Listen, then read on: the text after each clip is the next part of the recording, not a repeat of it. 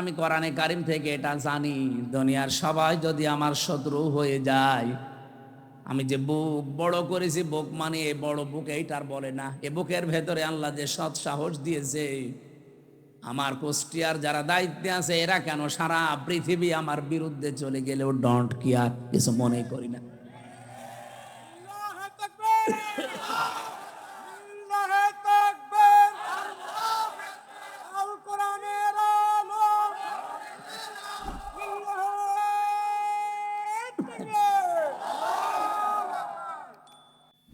একটা ভিডিও দেখছিলাম আজকে আসার সময়, নৌকা নিয়ে পার হয়ে যাচ্ছে দুইজন শিক্ষিত মানুষ। মাঝিকে নৌকা যখন একেবারে নদীর মাঝে, অনেক সুন্দর সুন্দর কথা শোনাচ্ছে মাঝি, তুমি আমাদের বাবা, তুমি আমাদের দাদা, বাবা দাদা খালু যা বলার সব বলছে, যে শুধুমাত্র নদীটা আস্তে আস্তে পার করো। এ কথাগুলো শুনতে শুনতে বেশ নদীটা পার করে যে ডাঙ্গায় তুলে দিয়েছে, ডাঙ্গায় নামার পরে এমন গালিগালাজ আরম্ভ করেছে। আমার এই উদাহরণটা ভিডিওতে দেখার পরে মনে হচ্ছিল বাংলাদেশে আজ অনেকেই এই আচরণ করছে। 18 মাসেও যাদের আচরণ ছিল একরকম, দেখেন 18 মাস পরে নির্বাচিত হয়েই তাদের আচরণ ঠিক ওই দুই ভদ্রলোকের মতো হয়ে গেছে। এতদিন যাদেরকে বাপ বলতো, দাদা বলতো, খালু বলতো, এখন তাদেরকে শালা বলছে। এমনকি বৈধ জিনিস পর্যন্ত তারা মানতে চাচ্ছে না। তার মানে ক্ষমতায় না থাকলে মানুষ যতটুকু নম্র হয়, ভদ্র হয়, কৃতজ্ঞতা আদায় করে, ক্ষমতা পেয়ে অনেক মানুষ অহংকারী হয়ে যায়। নির্বাচনের আগে যেই কথাগুলো মাওলানা হোসাইন একটা টাচ দিয়েছিল, এত বেশি শত্রুতা বাংলাদেশে কোনো এমপির বিরুদ্ধে কেউ করে নাই। আমার একেবারে সেই 11 সাল থেকে শুরু করে কাটসাট ভিডিওগুলো এনে 64 জেলায় ওরা 64টা মামলা পর্যন্ত দিয়েছিল কে দিয়ে? আমি একটা উদাহরণ দিতে গিয়ে 8 জনের নাম বলেছিলাম, তার ভেতরে আরাফাত রহমান, ওনার নামটাও ছিল। ওনার নামের ওই শেষে যে দুটো শব্দ আছে, ওই শব্দটাকে আমি বলেছিলাম এটা যদি কয়কার না দিয়ে কেউ কয়হস্যু দেয়, তাহলে পাল্টিয়ে যায় নামটা। এইরকম আরো 8টা নাম বলেছিলাম, সেগুলো বলে নাই। এই 15 সেকেন্ডের ভিডিও ছেড়ে 64 জেলায় 64টা মামলা দিয়েছে। ওরা মনে করেছিল মামলা দিলে মনে হয় এ বসে যাবে। আরে ভাই, আমি তো আয়না ঘরে থাকা মানুষ, জেল তো আমার কাছে শ্বশুর বাড়ি মনে হয় না। আয়না ঘরে থেকে আমি ফাঁসির কন্ডেম সেলের ভেতরে ছিলাম 3 বছর, খেয়ে না খেয়ে আমি ঝুলেছিলাম প্রায় 11 ঘন্টা, মাথা নিচের দিকে পা উপরের দিকে দিয়ে। আর আপনি আমার এখন ভয় দেখাচ্ছেন মামলা ও ছাতা তো আমি গুলিয়ে খেয়ে ফেলবো। এই জন্য আমাদের বুক বড় করা লাগবে ভাই। মাওলানা আব্দুল হাই সাইফুল্লাহ ভাই, আমার বড় ভাই, আমি চাই আমাদের বুক যেন এরকম বড় হয় নবীদের মতো। প্রতিটি নবীর বুক ছিল বড়, তার মানে বুকের ভেতরে সাহস ছিল, আর পেট ছিল একেবারে ছোট। আজ বাংলার আলেম ওলামাগুলো যদি আমরা বুক বড় করতে পারতাম, বুকের সাহস নিতে পারতাম, আমার মনে হয় রাম বাম আর জেনারেল মানুষগুলো আলেমদের কদর আরো বেশি করত। আল্লাহ রাব্বুল আলামিন বলেন, আল্লাযীনা ইয়াস্তামিউনাল কাওলা ফায়াত্তাবিউনা আহসানা উলাইকাল্লাযীনা হাদাহুমুল্লাহ ওয়া উলাইকা হুমুল আলবাব। এই আয়াতটা পড়ার পরে আমি মাঝে মাঝে মিলাই দেশের মানুষের সাথে, যে আল্লাহ বুদ্ধিমান বলেছেন কাকে আর আমরা বুদ্ধিমান বলি কাকে। আল্লাহ পাক বলেন, যারা কোরআনে কারীম শুনছে এবং শুনবে, ইস্তামিউনা, এটা মজারে, কোরআনের এই কথাগুলো যারা পৃথিবীতে শুনছে, ভবিষ্যতেও যারা শুনবে, ফায়াত্তাবিউনা আহসানা, অতঃপর এর ভেতরে যে উত্তম কথাগুলো আছে সেগুলো যারা অনুসরণের মাধ্যমে মেনে নেয়। শুধু শুনেই শেষ করে দেয় না,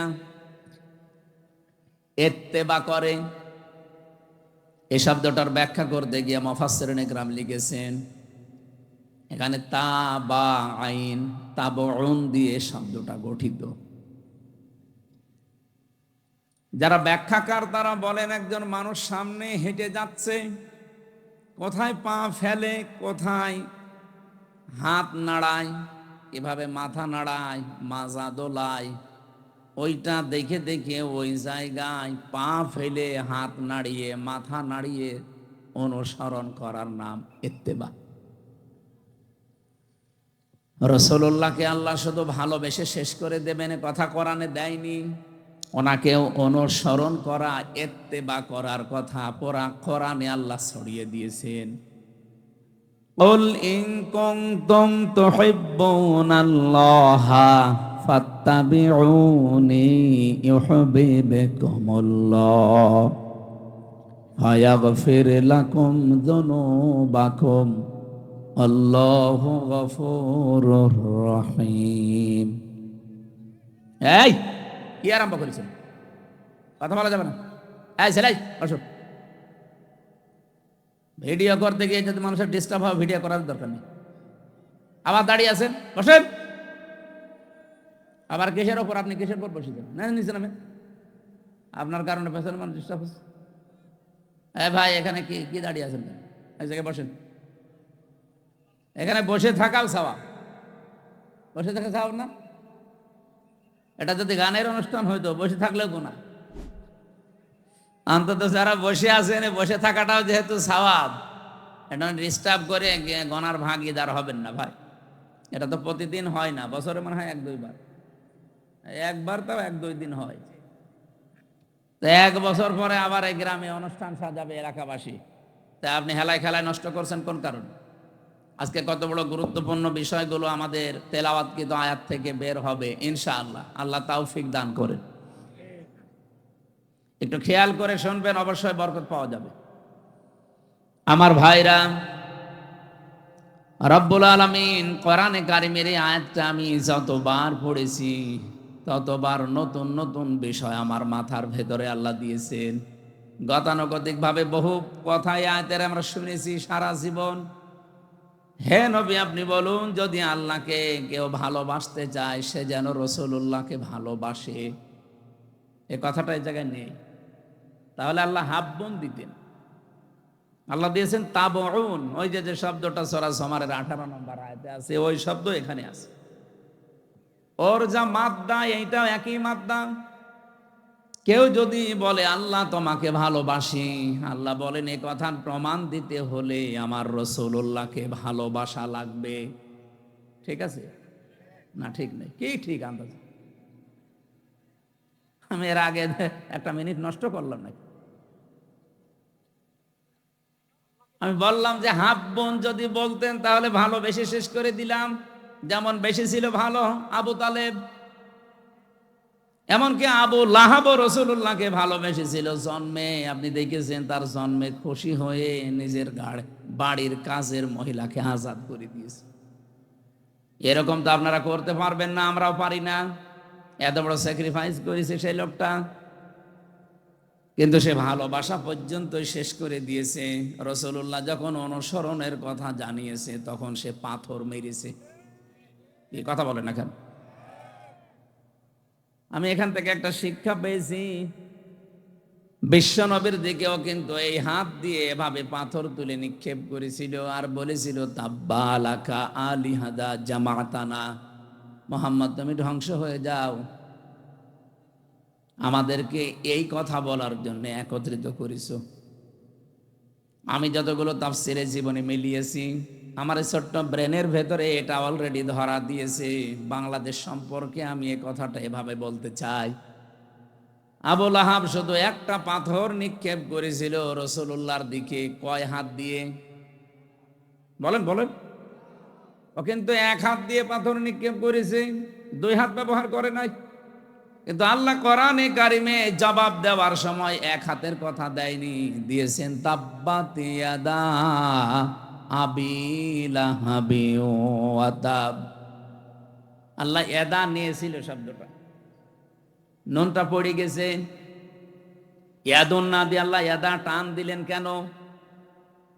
আমার প্রশ্ন, দুনিয়াতে যে যতটুকু অপরাধ করে তার অতটুকু শাস্তি দিলেই এটা ন্যায় বিচার হয়ে যায়।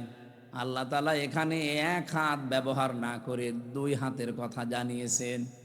এতটুকু আল্লাহ শেষ করে দেননি, অতাব্বা দিয়েছেন। ওর দুই হাত তো ধ্বংস হবে, এমনকি ওর নিজেও ধ্বংস হয়ে যাক। আল্লাহ বরদোয়া দিতে দিতে এমন পর্যায়ে গেছে, মা আগনা আনহু মালুহু ওয়া মা কাসাব। ও জীবনে যা অর্জন করেছিল ওর কোনো সম্পদ কাজে আসে নাই, এমনকি ওর লাশটা শেষ পর্যন্ত পচে নষ্ট হয়ে গেছে, মাটিও কেউ দিতে পারে নাই।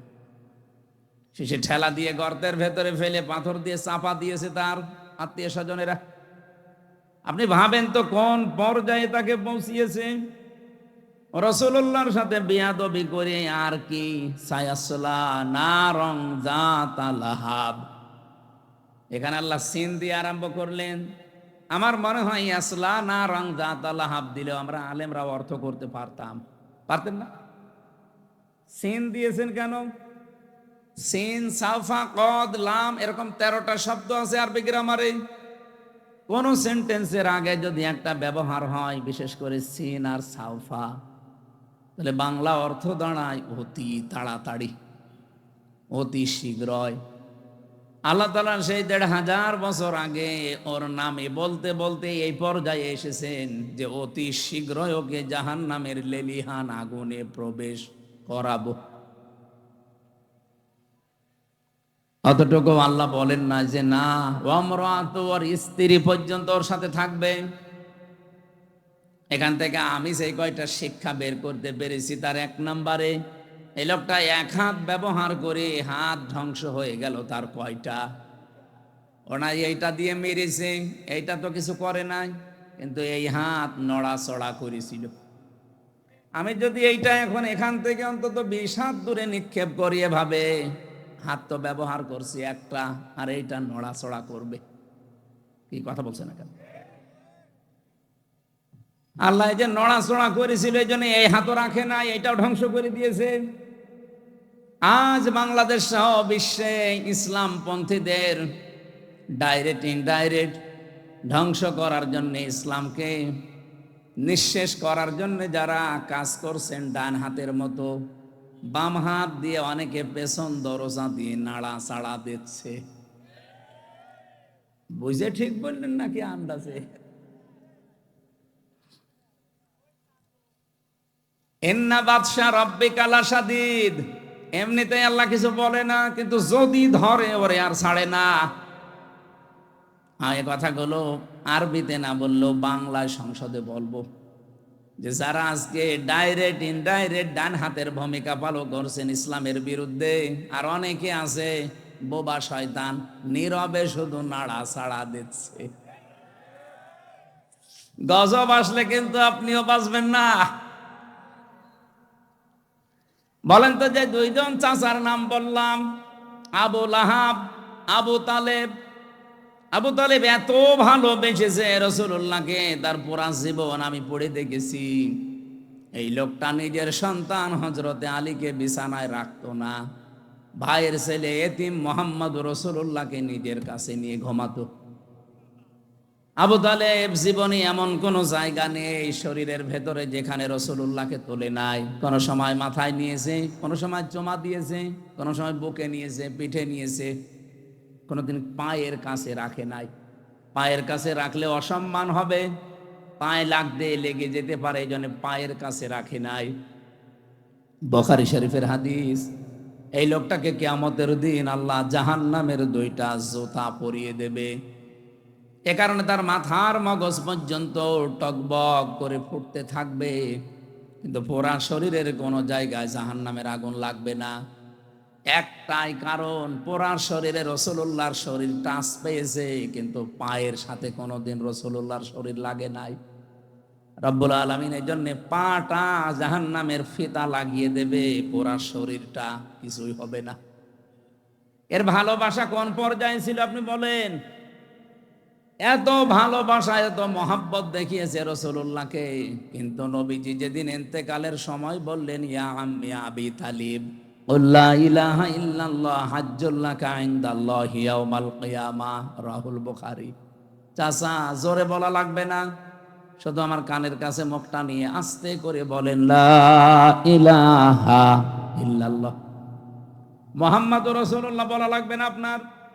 আপনি শুধু আল্লাহর একাত্মবাদের স্বীকৃতিটা দেন, রেসালাতের ঘোষণা, এটা আমি জানি যে আমি রসুল, আমি এটা নিয়ে নিলাম। আপনি শুধু আল্লাহটা দিয়ে যান। আমি কথা দিলাম কিয়ামতের দিন ঝগড়া করে হলেও আপনাকে আমি আল্লাহর জান্নাতে পৌঁছিয়ে দেব। লোকটা পড়ে নাই, ডাক দিয়ে বলেছে, ভাতিজা তোমাকে ভালোবাসি, কিন্তু তোমার এই কালেমাটা পড়তে পারলাম না, তুমি আমারে মাফ করে দিও। বলেন তো, মাফ করার মালিক কে? রাসূলুল্লাহ। এই আরো জোরে বলেন, মাফ করার একচ্ছত্র মালিকানা যে আল্লাহর, কোথায় আছে বলেন তো? বলেন, কোরআনে আছে কোন জায়গায়? বলেন, আমাইয়াগফিরুয যুনুবা ইল্লাল্লাহ। সূরা আলে ইমরানের ভেতরটা মাঝে আছে। রব্বুল আলামিন জানিয়েছেন, মাফ করতে পারে গুনাহ শুধুমাত্র আল্লাহ ছাড়া, মাফ করার ক্ষমতা কারো নেই। হ্যাঁ, যদি আপনি হক বলে ইবাদত নষ্ট করেন, এটা আবার আল্লাহর না, এটা বান্দার। আপনি কোনো বৈধ কাজ করা লাগবে, এই জায়গায় যদি ঘুষ নিয়ে থাকেন, আপনি বান্দার হক নষ্ট করেছেন। এই হকটা দুনিয়ায় থাকতে হয় ফেরত দিয়ে যাবেন, নাই কিয়ামতের দিন নেকি দিয়ে ফেরত দেওয়া লাগবে, এরপরে মাফ হবে। আল্লাহর সাথে যে অধিকারগুলো, এগুলো আল্লাহ মাফ না করলে পৃথিবীর কারো বাবারও ক্ষমতা নেই মাফ করার। এই জন্য আমাইয়াগফিরুয যুনুবা ইল্লাল্লাহ, জাম্বুন দেয়নি, যুনুব বহু বছর, কোন গুনাহ কেউ মাফ করতে পারে না ইল্লাল্লাহ, আল্লাহ ছাড়া। এই লোকটা যখন ডাক দিয়েছে, ভাতিজা মাফ করে দিও নবীজিকে, সঙ্গে সঙ্গে কোরআনে কারিমের আয়াত নাজিল করে আল্লাহ সতর্ক বাণী দিয়েছেন, ইন্নাকা লা তাহদি মান আহবাবতা ওয়ালাকিন্নাল্লাহা ইয়াহদি মান ইয়াশা ওয়া হুয়া আ'লামু বিল মুহতাদিন। সূরা কসসের ভেতরে আছে 56 নম্বর আয়াতে, নিশ্চয় হে নবী, আপনি যাকে চান তাকে হেদায়েত দিতে পারেন না, আমি আল্লাহ যাকে ইচ্ছা করি তাকে হেদায়েত দান করি। আর হেদায়েত কে পাবে এটা আপনার চাইতে আমি আল্লাহ ভালো জানি, এই জন্য আ'লামু দেওয়া আছে। এরপরেও নবীজির মন মানছিল না, কারণ এত কষ্ট পৃথিবীতে রাসূলুল্লাহর পেছনে কেউ করে নাই। সেই জন্ম থেকে শুরু করে একেবারে প্রাপ্তবয়স্ক পর্যন্ত রাসূলুল্লাহ তার পেছনে এত, এই লোকটা রাসূলুল্লাহর পেছনে এত সময় দিয়েছে, শ্রম দিয়েছে, বাড়িতে রেখে খাবার খাওয়িয়েছে, লালন পালন করা যারে বলে। বিশ্বনবী মুহাম্মদ রাসূলুল্লাহর মন মানে না, এজন্য তিনি আবু তালেবের কবরের পাশে গিয়ে দোয়া করেছিলেন, মাপ চেয়েছিলেন আল্লাহর কাছে, রব্বুল আলামিন তুমি আমার চাচা আবু তালিবকে মাফ করে দাও। সঙ্গে সঙ্গে জিবরাইল এসে বললেন, হে নবী হাত নামান। কার জন্য হাত তুলেছেন? মা কানা লিন-নাবিয়্যি ওয়াল্লাযীনা আমানু আন ইস্তাগফিরু লিল মুশরিকিন ইলা আখিরি আয়াত। সূরা তাওবার 113 নম্বর আয়াতের প্রথম অংশে আছে, কোন নবীর জন্য, কোন ইমানদারের জন্য জায়েজ না, শোভনীয় না, উচিত না যে কোনো মুশরিক মারা গেলে তার জন্য ক্ষমা চাবে। ওয়ালাউ কানু উলি কুরবা, যদি ওইটা নিজের নিকট আত্মীয় হয়। বাংলার মুসলমানেরা এটা রেকর্ড হচ্ছে, আপনি কার দোয়া আল্লাহ ফেরত দিচ্ছে টের পাচ্ছেন? জীবনে যেই নবী হাত তুলেছে আল্লাহ ফেরত দিয়েছে এমন রেকর্ড নেই, শুধু একটা জায়গায় বিশ্ব নবী হাত তুলেছে আল্লাহ ফেরত দিয়েছে, আমি তার পুরা জীবনী পেড়ে একটা জায়গায় পেয়েছি। মনের ভেতরে যার কামনা আসলে কবুল হয়ে যেত। মনের ভেতরে কামনা আসলে যার কবুল হয়েছে, তো সেই নবী হাত তুলে বসে আছে, আল্লাহ হাত ফেরত দিচ্ছে যে চাচা মুশরিক এই কারণে। অথচ বাংলাদেশে আমরা দেখি অনেক মুশরিক একেবারে টাটকা মরে যায়, আর আমরা দোয়া করে জান্নাতে দিয়ে আসি, মনে হয় যে আমরা কন্ট্রাক্টারই নিয়েছি। জান্নাত তো আমাদের বাবার, নাকি আমাদের বাবার? এ ধোকার ভেতরে আছেন আপনারা, আর আমরাও ধোকা দিচ্ছি।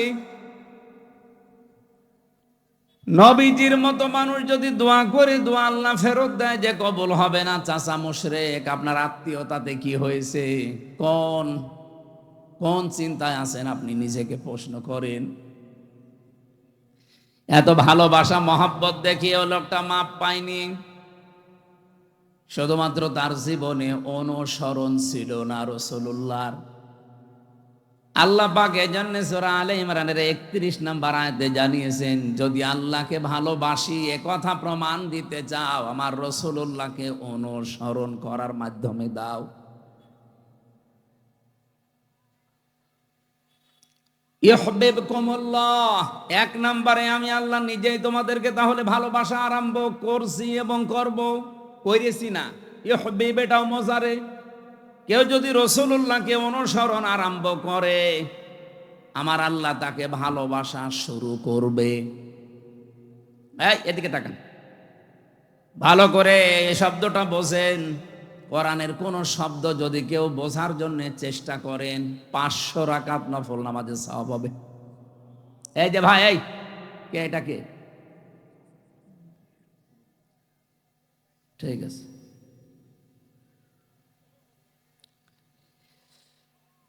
আল্লাহ পাক বলেন, আমি যদি কাউকে ভালোবাসা আরম্ভ করি, কয়েকটা পুরস্কার তাকে দেই। ওয়াগফির লাকুম যুনুবাকুম আল্লাহু গফুরুর রহিম। এক নম্বরে আমি আল্লাহ নিজে তাকে মাফ করে দিচ্ছি এবং দেব। গোনা কয়টা মাফ করব? আল্লাহ জামবন দিতে পারতেন, জামবানে দিতে পারতেন, দিয়েছেন জুনুব। একটা গোনাও তার বাকি থাকবে না। আর যখন থেকে রাসূলুল্লাহর অনুসরণ আরম্ভ করবে, ওই দিন থেকে ওর জীবনের সব অপরাধ আমি আল্লাহ মাফ করে দেব। না মাফ করে দিয়েছি, দেব। নওগাঁ, বগুড়া বাসী এবার বলেন তো, কেউ যদি রাসূলুল্লাহকে অনুসরণ আরম্ভ না করে, আল্লাহ তাকে মাফ করবে, ভালোবাসা আরম্ভ করবে? বলেন বলেন। এই আয়াতটার ব্যাখ্যা পড়ে আমি যতটুকু বুঝলাম, এই পৃথিবীতে কেউ যদি রাসূলুল্লাহর অনুসরণ আরম্ভ না করে, ও যদি আকাশ দিয়ে উড়িয়েও যায়, আল্লাহ ওকে এখনো ভালোবাসা আরম্ভ করেনি। এখন আমার প্রশ্ন এই যে অনুসরণটা, এটা কি আংশিক না পূর্ণাঙ্গ? বলেন বলেন। বাংলাদেশে বহু মানুষ আমরা রাসূলুল্লাহ অনুসরণ করি ভালোবাসার মাধ্যমে, কিন্তু আংশিক।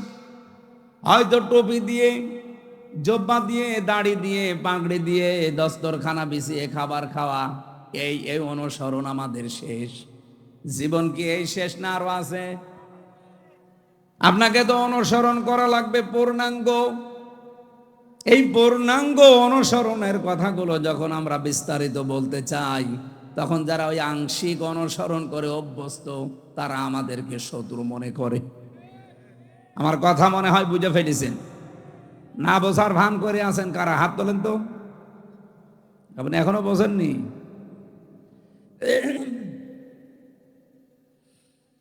বগুড়াবাসী, এখান থেকে আজকে সিদ্ধান্ত নিয়ে যাবেন, জীবন আর কয়দিন আছি আমি রাসূলুল্লাহর অনুসরণ আর আংশিক করতে চাই না। যত ঝড় ঝাপটা আসুক না কেন, অনুসরণ আমি করতে চাই পূর্ণাঙ্গ। কথা বলেন না কেন? আর রাসূলুল্লাহকে অনুসরণ করতে হলে কোরআনে কারিমকে ইত্তেবা, অনুসরণ যেটা, ফায়াত্তাবিউনা আহসানা, এর ভেতরে যে উত্তম কথাগুলো আছে সেগুলো অনুসরণের মাধ্যমে প্রমাণ দেওয়া লাগবে। আল্লাহ পাক এই কথা বলে শেষ করেননি, আয়াতটা শেষ করলেন উলাইকাল্লাযীনা হাদাহুমুল্লাহ, এই মানুষগুলোকে আমি আল্লাহ হেদায়েত দিচ্ছি এবং দেব। এখানে ফাইল বা কর্তা সরাসরি আল্লাহ নিজে। রব্বুল আলামিন বলেন আমি নিজে তাদেরকে হেদায়েত দেব। তাহলে আল্লাহর হেদায়েত পাওয়ার একটা শর্ত এখানে পেলাম। কোরআনে এখান থেকে আজকে যা শুনবেন এইটা আজকে থেকে জীবনে অনুসরণ করার সিদ্ধান্ত নিয়ে বাড়ি যাওয়া লাগবে। পাউলাইকা হুম উলুল আলবাব। তাহলে আল্লাহর দৃষ্টিতে আপনি বুদ্ধিমান, জ্ঞান সম্পন্ন, বুদ্ধিমান বলে বিবেচিত হবেন। আল্লাহ আমাকে সব প্রত্যেককে আজকের তেলাওয়াতকৃত আয়াত থেকে মূল শিক্ষাগুলো নিয়ে বাড়ি যাওয়ার তৌফিক দেন, বলেন আমিন। দরুদ আর সালাম আমাদের নবী মুহাম্মদ রাসূলুল্লাহ সাল্লাল্লাহু আলাইহি ওয়াসাল্লামের প্রতি। আমি তেলাওয়াত করেছি আপনাদের অনেকের পরিচিত সূরা লোকমানের 12 নম্বর আয়াত। 34টা আয়াত আছে, 4টা রুকু আছে, মক্কায় নাজিল হয়েছে। একটা মাত্র আয়াতের উপরে আমাদের আজকের কথা হবে ইনশাআল্লাহ। এই পৃথিবীতে যত জ্ঞানী বান্দাদের নাম আমরা শুনেছি, তাদের ভেতরে অন্যতম একজন মানুষ লোকমান। আমি তার জীবনী পড়তে গিয়ে পেয়েছিলাম, ইবনে কাসির বর্ণনা দিচ্ছে এই পৃথিবীতে 3 জন কালো মানুষের নাম পাওয়া যায়। একজন হযরতে ওমরের খাদেম ছিলেন মাহজা, 2 নম্বরে হযরতে বেলাল রাদিয়াল্লাহু তাআলা আনহু, 3 নম্বরে লোকমান আলাইহিস সালাম। চেহারা এত কালো, আমরা তো বুঝবো কালো বললে কি কাক অথবা হাড়ির তলা অথবা এই যে মাইক্রো, এ তো কি কালো, এর চাইতে হযরতে লোকমান আলাইহিস সালাম আরো কালো ছিলেন। তার ঠোঁট গুলো ছিল ঝুলে যাওয়া, মাথার চুলগুলো ছিল উস্কো খুস্কো, চেহারা ছিল একেবারে বেটে, মানে একেবারে শর্ট। বলেন তো চেহারার যে বর্ণনা এতক্ষণ বললাম, ওনাকে যদি এখন সামনে আনি বারবার দেখতে মনে চাবে। অথচ এই মানুষটার মর্যাদা আল্লাহর কাছে এত বেশি, রব্বুল আলামিন কোরআনে কারীমের 34টা আয়াত সম্বলিত একটা সূরা তার নামে নাজিল করে তাকে চিরন্তন করে দিয়েছেন। তাকে চিরন্তন করেছিলেন কোন কোন কারণে? যে সমস্ত কারণগুলো আছে কোরআনের 34টা আয়াতের ভেতরে, অন্যতম হচ্ছে তিনি তার সন্তানকে, সবাইকে না, তিনি তার সন্তানকে ওসিয়ত করেছিলেন আল্লাহ রব্বুল আলামিনের সম্পর্কে। ওসিয়ত আর নসিহত কিন্তু এক না। ওসিয়ত শব্দটার বাংলা অর্থ হয় জোরালো ভাবে তাকিদ দিয়ে বলাকে। হযরতে লোকমান আল্লাহ পাক বর্ণনা দিয়েছেন, ইযে ক্বালা লোকমানু লিবনিহি ওয়া হুয়া ইয়াইযুহু ইয়া বুনাইয়া লা তুশরিক বিল্লাহ ইন্নাশ শিরকা লা যুলমুন আযীম। স্মরণ করো ওই সময়ের কথা যখন হযরতে লোকমান তার সন্তানকে ডাক দিয়ে বলেছিলেন, হে আমার কলিজার টুকরা সন্তান, লা তুশরিক বিল্লাহ, আল্লাহর সাথে শিরিক করা যাবে না। ইন্না শিরকা লা যুলমুন আযীম, অবশ্যই শিরক একটা বড় জুলুম। এটা বড় গুনাহ না, এই জায়গায় বড় জুলুমের কথা বলা হয়। পৃথিবীতে যত জুলুম হতে পারে সব চাইতে বড় জুলুম আল্লাহর দৃষ্টিতে শিরিক করা। এই জন্য পৃথিবীর সব গুনাহ মাফের গ্যারান্টি পাওয়া যায়, কিন্তু শিরিক করলে আল্লাহ ঘোষণায় দিয়েছেন যে মাফ হবে না। পৃথিবীতে যত নবীর জীবনী আমি পড়েছি, সব নবীদের কম বেশি হয়তো নসিহত ওসিয়ত আল্লাহ করেছিলেন, ওহী পাঠিয়েছিলেন, কিন্তু পৃথিবীর 2,24,000 বলেন আর 1,24,000 বলেন, যত নবী আল্লাহ পাঠিয়েছে প্রতিটি নবীকে একটা ওহী সবাইকে জানিয়েছে, সেটা শিরিক করা যাবে না। ওয়ালাকাদ উহিয়া ইলাইকা ওয়া ইলাল্লাযীনা মিন ক্বাবলিকা লাইন আশরাকতা বিল্লাহ ইলা আখিরি আয়াত। লাইন আশরাকতা লা ইয়াহবাতান্না আমালুকা ওয়া লা তাকুনান্না মিনাল খাসিরিন। অবশ্যই হে নবী, আপনাকে আর আপনার পূর্বে যত নবী রাসূল পাঠিয়েছি প্রত্যেককে আমি ওহী করেছিলাম যে শিরিক করা যাবে না। আপনিও যদি শিরিক করেন, লাইন আশরাকতা লা ইয়াহবাতান্না আমালুকা, লামে তাকিদ নুনে সাকিলা, আপনার যত আমল আখলাক আছে, যত কাজ কারবার সব আমি আল্লাহ নষ্ট করে দেব। এখানে ফাইল সরাসরি আল্লাহ নিজে। ওয়ালা তাকুনান্না মিনাল খাসিরিন, আবার আল্লাহ গ্যারান্টি দিয়ে বলেছেন তুমি ক্ষতিগ্রস্ত হয়ে যাবে। বলেন নাউজুবিল্লাহ। নবীকে যদি আল্লাহ এত বড় হুঁশিয়ারি দিতে পারে, আমরা তো তার উম্মত। এই জন্য ভাইরা, আর জীবনে যাই করেন, কোন শিরিক যেন জীবনে না ঢোকে। শিরিকের এক কথাই ব্যাখ্যা হচ্ছে এই, আল্লাহ যেটা পারে ওটা অন্য কেউ পারে, এই কথা বিশ্বাস করার নাম শিরিক। এ বিশ্বাস বাংলাদেশের মানুষের নেই। আরো জোরে বলেন। কত মানুষ হেলায় খেলায় হোক, জেনে হোক না জেনে হোক, বলে ফেলছে যে ক্ষমতায় দেওয়ার মালিকও জনগণ, নামানোর মালিকও জনগণ। এটা যে প্রকাশ্য শিরিক, আপনারা কি বিশ্বাস করেন? শিরিক যে লোকটা করে সে লোকটা মুশরিক। সে লোকটা কি? আরো জোরে বলেন। ইন্নাহু মাইয়ুশরিক বিল্লাহ ফাকাদ হারামাল্লাহু আলাইহিল জান্নাহ। কোন মানুষ যদি শিরিক করে, আমার আল্লাহ তাকে মাফ করবে না, গ্যারান্টি দিয়ে দিয়েছেন, ঘোষণা। তার এক নাম্বার শাস্তি জাহান্নাম, তার জন্য ওয়াজিব, আর জান্নাত হারাম। আমালিজ জালিমিনা মিন আনসার, এমনকি তাকে সাহায্যকারীও কাউকে পাওয়া যাবে না। বগুড়াবাসী, আমি খুব চিন্তায় থাকি এই শব্দগুলো নিয়ে। বহু মানুষের জীবনে নামাজ, রোজা, হজ, যাকাত, পর্দা এগুলো আমরা পাচ্ছি, কিন্তু শিরিক রন্ধ্রে রন্ধ্রে ঢুকে আমাদের সব আমলগুলো অলরেডি নষ্ট করে ফেলছে। আহ্বান জানাচ্ছি, যাই করেন হিসাব নিকাশ করে, শিরিক যেন জীবনে না ঢোকে আমাদের। হযরত লোকমান তার সন্তানকে টাকা পয়সার সাথে আমার পরে ক্ষমতায় যাওয়া লাগবে কি করে, এইটা তিনি পরিচয় করাননি। হযরত লোকমান তার সন্তানকে পরিচয় করিয়েছিলেন কার সাথে? আরো জোরে বলেন। রব্বুল আলামিন এই উপদেশ বাণীতে, এই ওসিয়তে এত খুশি হয়েছেন।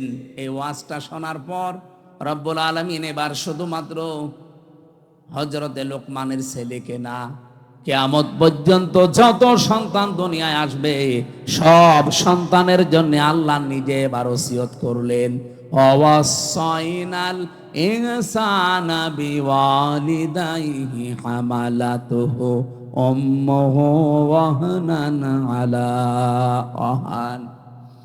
তাম পৃথিবীর সব মানুষকে, এ মানুষ বলতে শুধু মুসলমান না, হে লোকমান, তুমি তো সন্তানকে টাকা পয়সা কিভাবে কামাই করা লাগবে, কিভাবে ক্ষমতা দখল করা লাগবে, প্রভাব প্রতিপত্তি এলাকায় অর্জন করা লাগবে, এ পরিচয় করাওনি।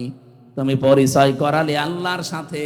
আমি আল্লাহ এখন দায়িত্ব নিয়ে তোমার সাথে তোমার সন্তানের পরিচয় করিয়ে দিলাম। শুধুমাত্র তোমাকে না, অবশ্যইনাল ইনসান আছে। ইনসান মানে শুধু মুসলমান না, ইনসান মানে মানুষ। বলেন তো, হিন্দু কি মানুষ না? আরো জোরে বলুন। এলাকায় যদি কোনো অন্য ধর্মের ভাইরা বোনেরা থাকেন, কোরআনে কারীম আপনাকে ইঙ্গিত দিয়েছে যে পৃথিবীর সব মানুষের প্রতি আল্লাহর ওসিয়তে। এই ওসিয়ত মানে কিন্তু জোরালো ভাবে বলা, গুরুত্ব দিয়ে জোর দিয়ে বলা। আমি আল্লাহ জোর দিয়ে তাম পৃথিবীর সব মানুষকে বললাম, পিতা মাতা যাদের আছে তাদের সাথে ভালো ব্যবহার করা লাগবে। এ ঘোষণা কার? আরো জোরে বলেন। কোরআনে কারিমে যেখানে মা বাবার কথা আমি পেয়েছি, সেই জায়গায় দেখেছি কোন জায়গায় 3টা, কোন জায়গায় 5টা, কোন জায়গায় 7টা, খালি ব্যাখ্যা দিয়েছেন আল্লাহ। অন্যান্য কত মানুষের নাম তো কোরআনে আছে, কই এত ব্যাখ্যা তো আল্লাহ দেননি। এত বেশি ব্যাখ্যা আমার বাবার নামে আল্লাহ নিজে দিয়েছেন। রব্বুল আলামিন ব্যাখ্যা দিতে দিতে এমন সুন্দর সুন্দর শব্দগুলো চয়ন করলেন কোরআনে, أخفض لهما جناح الذل من الرحمة وقل رب ارحمهما كما ربياني صغيرا বলেন আল্লাহু আকবার। আল্লাহ বলেন অখফিজ। অখফিজ শব্দের শাব্দিক অর্থ হচ্ছে ডাউন করা, এরপরে ফল করে দেওয়া। শুধু ডাউন করার নাম অখফিজ না, ডাউন করার পরে ফল করে দাও। জানা হাত ধরলে, জানাহুন মানে ডানা, জিল্লুন মানে নম্রতা বা ছায়া, দুইটা অর্থই হয়। তোমার যে ছায়া আছে ডানার, এটা শুধুমাত্র ডাউন করবা না, ফল করে দিবা। আমি আয়াতটা পড়ার পর একবার চিন্তা করেছিলাম, আল্লাহ পাক কেন ডানার কথা দিলেন? কোনো মানুষের তো দুনিয়ায় ডানা হয় না, ডানা হয় পাখির। কার? আমাদের কি ডানা আছে? না, আমাদের আছে হাত। আল্লাহ তাহলে ইয়াদুন দিতে পারতেন, ইয়াদুন না দিয়ে, আদুদা না দিয়ে আল্লাহ জানাহুন দিয়েছেন। এটা ধার করে নিয়ে এসেছেন পাখির কাছ থেকে। পাখির কাছ থেকে ডানা ধার করে আল্লাহ আমাদেরকে লাগিয়ে উদাহরণ দিলেন কেন? ডানা তো পৃথিবীতে আরো অন্যান্য জিনিসের আছে, হেলিকপ্টারের ডানা আছে, এরোপ্লেনের ডানা আছে, না নেই? সেই ডানা আল্লাহ তো নেননি, নিয়েছেন পাখির কাছ থেকে। আপনি হেলিকপ্টার, এরোপ্লেনের যে ডানা, এটা শুধুমাত্র ডাউন হয়, ফল হয় না। ফল হলে উড়বে না। এমনকি এর ভেতরে মোলায়েম কিছু নেই, সব শক্ত মজবুত। আর পাখির যে ডানা, এর ভেতরে পর আছে, পালক, এত সফট, এত কোমল, এত নরম। এই একটার সাথে একটা যখন লেগে যায়, পাখি যখন তার বাচ্চাদেরকে এই ডানার নিচে এই একটার সাথে আর একটা পর লাগিয়ে দেয়, তখন বাচ্চাগুলো এই ডানার নিচে একটা কিচির মিচির আওয়াজ দেয়। এটাকে বাংলায় বলা হয় অনির্বচন সুখ। তার মানে বাচ্চাগুলো মাকে বোঝাতে চায়, মা তুমি যেভাবে আমাদেরকে আগলিয়ে রেখেছো, তোমার ডানাগুলো শুধুমাত্র ডাউন করনি, ডাউন করার পরে ফল করে দিয়েছো। এই জন্য আমরা এমন নিরাপদে আছি যে আমাদেরকে আর অন্তত কোনো শত্রু দেখতে পাচ্ছে না, আমাদের ক্ষতি হওয়ার আর কোনো সম্ভাবনা নেই। আল্লাহ পাক বলেন, পৃথিবীর সন্তানেরা, মার বাবা তোমার জীবদ্দশায় যেন এইটা মনে করে যে আমার সাইফুল্লাহ থাকতে আমার আর কোনো চিন্তা নেই। আমার মনে হয় এরকম কথা মনে করার মতো সন্তান বা বাবা মা অনেক কম। অধিকাংশ পরিবারের সন্তান থাকা এটা আরো ঝামেলা। গতকালকে একটা ভিডিও দেখছিলাম, একটা সন্তানকে তার মা বাবা সম্পদ দিয়ে যায়নি, এই জন্য বাবার কবর ভেঙে দিচ্ছে। এটা দেখেননি? গায়বান্ধা এক সাহাবী এসে বলেছিল, হে রাসূল, আমার বাবা আমাকে কিছু দেয়নি, আমি কি করব? বিশ্ব নবী বলেন, কিছু যদি না দেয়, ছোটবেলায় যা দিয়েছে কিয়ামত পর্যন্ত হায়াত পেয়েও সেটা শোধ দিতে পারবা না। বাবা যা বলে ওইটাই ফাইনাল, যদি আল্লাহ রসুলের বিরুদ্ধে না যায়। যেই ছেলেটাই যেই মা বাবার কবর ভেঙে দিচ্ছে, টাকা পয়সা হয়তো জমি জায়গা তাকে দেয়নি, বুঝে করুক না বুঝে করুক, আমি শুধু ওর একা দোষ দেইনি, এই দোষটা ওর বাবারও আছে। কারণ যেই শিক্ষাটা দিলে সন্তানে আচরণ করবে না, সেই শিক্ষা ওর বাবা ওকে দেয়নি। যেই শিক্ষা দিলে আল্লাহর পরে মা আর বাবার স্থান এটা জানা যায়, ওই রকম শিক্ষাগুলোই মনে হয় আপনাদের এলাকায় বিভিন্ন জায়গায়। সাইফুল্লাহ ভাই বলছিলেন প্রায় 17টা কয়টা বক্তব্য চালু আছে, 11টা 13টা। এইরকম সন্তানগুলো যে সমস্ত এলাকায় আছে, এই 13টা 15টা 20টা করে যদি সব উদ্যোগ নিয়ে নিয়ে যে শিক্ষা পেলে আপনার কবর ভাঙবে না, আরো কবরের পাশে দাঁড়িয়ে দোয়া করবে, এইরকম আব্দুল হাই সাইফুল্লাহর মতো সন্তান আমরা তৈরি করতে চাই। আল্লাহ পাক প্রতিটি জেলায় প্রতিটি এলাকায় এরকম মানুষ যেন তৈরি করে দেন, বলেন আমিন।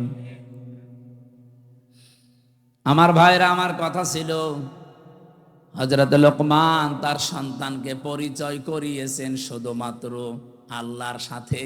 আমার আল্লাহ বলেন, আমি দায়িত্ব নিয়ে তামাম দুনিয়ার সব সন্তানকে পরিচয় করালাম তার মা আর বাবার সাথে। এমন একটা সুন্দর উদাহরণ আল্লাহ কোরআনে সেট করলেন। তোমার মা বাবা যদি পৃথিবীর সব কিছু তোমাকে ছেড়ে দিতে বলে, নবীজি বলেন মার বাবার জন্য সব কিছু ছেড়ে দেওয়া তোমার জন্য ফরজ, যদি ওটা জায়েজ হয়। এখানে একটা মাসলা আছে, যেহেতু আলেমরা বসে আছেন, মায়ের কথা শুনে কিন্তু স্ত্রীকে তালাক দেওয়া জায়েজ নেই। এত সম্মান যে মায়ের, এত সম্মান যে বাবার, আপনি মায়ের কথা মতো স্ত্রীকে তালাক দিতে পারবেন না, কিন্তু বাবার কথা মতো পারা যাবে। কারণ বউ আর শাশুড়ির ভেতরে যে সম্পর্কটা মার মেয়ের মতো হওয়া দরকার, এটা 100টার 98টা পরিবারে আজ বাংলাদেশে নেই। এই কথা বলে না, এ ওর দোষ ধরে, ও এর দোষ ধরে।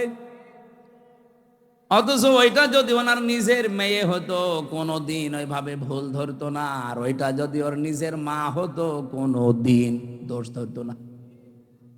আল্লাহ ভালো জানে যে দুইজনের ভেতরে মিল হয় না, হচ্ছে না। এই জন্য মায়ের কথা মতো হুট করে আপনি বউ তালাক দিতে পারবেন না। বাবার কথা মতো যদি ওটা জায়েজ পর্যায়ে যায়, তাহলে বউ বাদ দেওয়া জায়েজ আছে। আমার ভাইরা, আমি একটা বাস্তব কথা বলছি। আজ বাংলাদেশের আমার যতটুকু ধারণা আমি দেখতি এবং শুনি, এদেশের আজ 100টা পরিবারের 90টা পরিবারে শান্তি নেই, শুধুমাত্র বউ আর শাশুড়ির এই ছোট মনের কারণে। আমরা আহ্বান জানাবো, মেয়েরা যারা এসেছেন, আপনাদের মনটা আপনারা উদার করবেন। কয়দিন থাকবেন এই দুনিয়াতে? এই ছোট্ট দুনিয়ার ফেরেবে পড়ে যদি বিশাল আখেরাত আপনি পরিবারেই নষ্ট করে ফেলেন, আপনার মতো কি বলবো আহাম্মক আর কেউ নেই।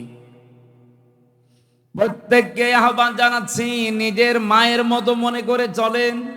নিজের মাও তো কত দোষ করে, ভুল করে, আপনি সবই সহ্য করে নেন, মাফ করে দেন।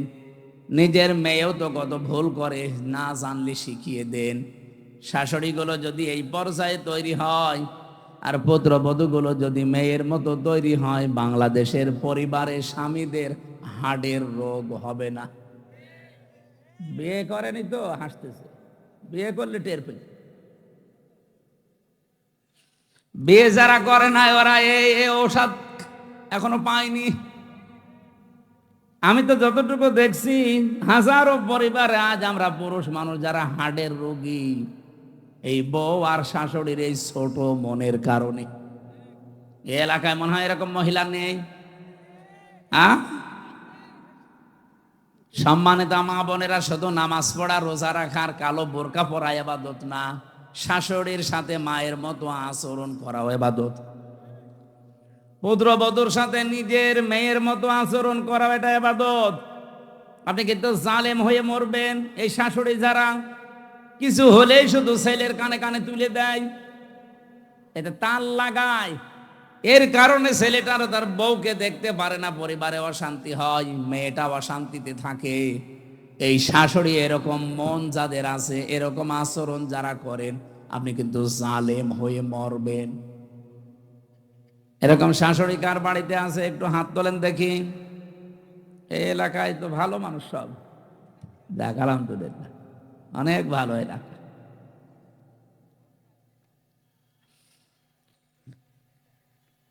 আমি কোরআনে কারিমের এই যে ব্যাখ্যামূলক আয়াতগুলো যখন পড়ি, আমার মনে হয় আল্লাহ তুমি কি বললে আর আমাদের পরিবারে কি চলছে। মায়ের কষ্টের কথাগুলো আল্লাহ আয়াতের পরবর্তীতে তুলে ধরেছেন। হামালাতুহু উম্মুহু ওয়াহানান আলা ওয়াহনি ওয়া ফিসালুহু ফি আমাইনি আনিশকুরলি ওয়া লিওয়ালিদাইকা ইলাইয়াল মাসির। আল্লাহ বলেন, এত কষ্ট করে মা তোমাকে পেটে বহন করে। আমি এই হামালাতুহু উম্মুহু ওয়াহানানের ব্যাখ্যা পড়েছি। একটা মা পৃথিবীর জমিনে একটা সন্তানকে ডেলিভারি দেওয়ার সময় 57 ইউনিট কষ্ট সহ্য করে। বিজ্ঞানী আয়াতের ব্যাখ্যা করতে গিয়ে জানিয়েছে, এই পৃথিবীর যত শক্তিশালী মানুষ হোক, এমনকি যদি ডোনাল্ড ট্রাম্প হয়, ও সর্বোচ্চ 47 না 45 ইউনিট কষ্ট সহ্য করতে পারবে। 45 ইউনিটের বেশি কষ্ট দিলে ডোনাল্ড ট্রাম্প মরে যাবে। কিন্তু একটা মা আপনাকে আমাকে পৃথিবীর এই মুখ দেখাতে গিয়ে ডেলিভারির সময় 57 ইউনিট কষ্ট সহ্য অলরেডি করেছে। এই কষ্ট সহ্য করার সময় সে সিদ্ধান্ত নিয়ে ফেলেছিল যে এই পৃথিবীতে যদি এই আমির হামজা, এ গোলাম রব্বানী, এ আকরাম এ সুন্দরভাবে খালাস হয়ে যায়, তাহলে জীবনে আর স্বামীর কাছে যাব না। কিন্তু আমির হামজা যখন দুনিয়ায় আসে, আকরাম যখন দুনিয়ায় এসে যায়, আকরামের হামজার চেহারা দেখার পরে এই যে কষ্টটা 10 মাস 10 দিনের ডেলিভারির, আল্লাহ বলেন সব আমি মুছে ফেলে দেই। আমরা যারা সন্তান আছি, আমাদেরকে যেহেতু পরিচয় আল্লাহ করিয়ে দিচ্ছেন মা আর বাবার সাথে, এই পৃথিবীতে আমরা জানি আল্লাহ পাক বাদে কারো আইন মানা জায়েজ। وَقَضَى رَبُّكَ أَلَّا تَعْبُدُوا إِلَّا إِيَّاهُ وَبِالْوَالِدَيْنِ إِحْسَانًا। আল্লাহর আইন মানা কি? সবাই বলেন। আর মা বাবার আইন মানা না, না ফরজ না। মা বাবার আইন মানা ফরজ না। ওয়াবিলওয়ালিদাইনি ইহসানা, মা বাবার সেবা করা ফরজ। আর যার মা বাবা তার সেবা করা ফরজ। কথা বোঝা গেছে? যার মা বাবা, সে নারী হোক আর পুরুষ হোক, তার সেবা করা ফরজ। অন্য কেউ যদি না করে তার গোনা হবে না। হ্যাঁ, সে যদি দায়িত্ব পালন করে তাহলে তার সওয়াব হবে। অনেক শ্বশুর আছে, শাশুড়ি আছে, আন্দাজে মন খারাপ করে, হ্যাঁ ইসলামী মাইন্ডের পরিবার থেকে বৌমা নিয়ে আসলাম, আমার খেদমত করে না। আরে বৌমা আপনার খেদমত করবে কোথায় পেয়েছেন আপনি? আপনার খেদমত যদি করা দায়িত্ব হয়ে থাকে, ফরজ হয়ে থাকে, এটা আপনার সন্তানের। তো ঠিক বললে তো হচ্ছে না, কারণ বহু সন্তান আমরা চাই। আমি আছি, রব্বানি আছে, আব্দুল হাই আছে, হাজারো সন্তান আমরা চাই আমার মা বাবার যে সম্মান, আমরা তো জানি তাদের সেবা করা, তাদের খেদমত করা। কিন্তু অধিকাংশ পরিবারে আমরা পারি না, আমাদের বোর কারণে। কি কথা বললেন না কেন? এটা তো রেকর্ড হচ্ছে, আমার ম্যাডামও মনে হয় শুনবে, শুনুক, আমার আর কোনো ভয় নেই। এখন আমরা এমপি তো আর ভয়। আমি চাই তারাও যেন অন্তত এটা মেনে নিতে পারে। আমরা অধিকাংশ মানুষ আজ হার্টের রোগী হয়ে যাচ্ছি, হার্ট অ্যাটাক করে মানুষ মরতেছে। মির্জা আব্বাস এখন আছে, কি হবে আল্লাহ জানে, মরে যেন না যায়। অন্তত জীবনের একটা আশা যে মাননীয় স্পিকার এ কথা বলবে। এখন তো সিঙ্গাপুরে যে অবস্থা, যদি মরে যায় ওখানে তো আবার সে পাটোয়ারি চলে আসতে পারে।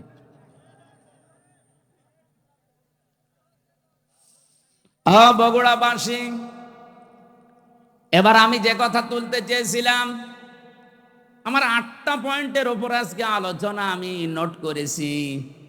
রব্বুল আলামিন যে 3জন কালো মানুষের নাম বললাম তাফসিরে, এটা মারিফুল কোরআনে পাবেন। এই 3জন কালো মানুষের ভেতরে হযরতে লোকমান একজন। আল্লাহ পাক বলেন, আমি আল্লাহ তার মর্যাদা এত বেশি বাড়িয়েছি কেন জানো? ওয়ালাকাদ আতাইনা লোকমানাল হিকমাতা, অবশ্যই আমি লোকমানকে জ্ঞান দিয়েছিলাম, হিকমা দিয়েছিলাম, আর তাকে এই কথা বলে দিয়েছিলাম, আনিশ করলে ওমা ইয়াশকুর ফাইন্নামা ইয়াশকুরু লিনাফসি, আনিশকুর লিল্লাহ, যে আমি আল্লাহর শুকরিয়া আদায় করো, কৃতজ্ঞ হও। যে ব্যক্তি আল্লাহর শুকরিয়া আদায় করে সে যেন নিজের জন্যই করে। ওমান কাফারা ফাইন্নাল্লাহা গনিয়্যুন হামিদ, কোন মানুষ যদি পৃথিবীতে আল্লাহর শুকরিয়া আদায় না করে, কুফরি করে, অকৃতজ্ঞ হয়ে যায়, সে যেন মনে রাখে আমার আল্লাহ মুকাফেক্ষিহীন, প্রশংসিত। এটা আমরা তেলাওয়াতকৃত আয়াতের বাংলা অর্থ ছিল। এবার আমি যে আয়াত থেকে যা পেয়েছি এগুলো ডেলিভারি দিতে চাই। নাকি চলে যাবেন? থাকবেন তো ইনশাল্লাহ? হযরতে লোকমান বলেন, ইন্নী খদামতু, অবশ্যই আমি খেদমত করেছি, আলাফ আরবাআতা আলাফিম মিনাল আম্বিয়া, এই পৃথিবীতে 4000 নবীর খেদমত আমি করেছি। কত? খুব ভালো করে শুনবেন, 4000 নবীর আমি খেদমত করেছি। ও হাসালতু মিনহুম, তাদের কাছে আমি হাসিল করেছি, পেয়েছি এই 4000 নবীর খেদমত করতে গিয়ে সামানিয়াতা আশিয়া, 8টা জিনিস আমি তাদের কাছে পেয়েছি। তাহলে আজকের যে ওয়াজটা, এটা একটা দুইটা তিনটা নবীর না, 4000 নবীর খেদমত করে তাদের কাছে হাসিল করা জিনিস। হযরত লোকমান বলেন, আমি 4000 নবীর খেদমত করেছি, তাদের কাছে যা যা পেয়েছি তার মধ্যে 8টা জিনিস আমার কাছে অন্যতম। এই 8টা জিনিস আমি চাই পৃথিবী যতদিন থাকবে মানুষেরা এই 8টা জিনিস যেন অর্জন করে। বলেন সুবহানাল্লাহ। আমি আপনাদেরকে, আমি সহ প্রত্যেকে যেন অর্জন করতে পারি।